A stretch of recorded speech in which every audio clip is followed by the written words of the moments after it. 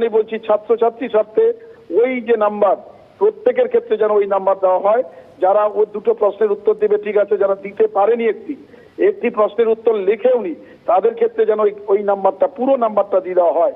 এটাই আমাদের ছাত্রছাত্রীর পক্ষ থেকে আবেদন। যেহেতু মাননীয় মুখ্যমন্ত্রী বলেছেন আমি দেখে নেব যে যাদের পরীক্ষা খারাপ হলে, তাহলে তিনি যেন ইনস্ট্রাকশন বোর্ডকে দেন যে ওই নাম্বারটা যেন ছাত্রছাত্রীরা পান।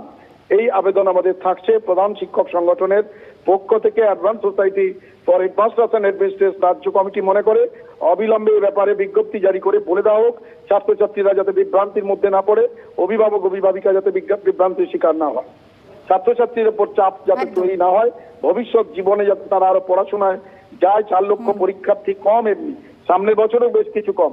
এই ড্রপড আউট রুখতে, ছাত্রছাত্রীদের আরো স্কুলমুখী করতে অবিলম্বে মধ্য শিক্ষা পর্ষদের সহনশীল এবং ছাত্র সুলভ ফ্রেন্ডলি দৃষ্টিভঙ্গি নিয়ে দেখা উচিত।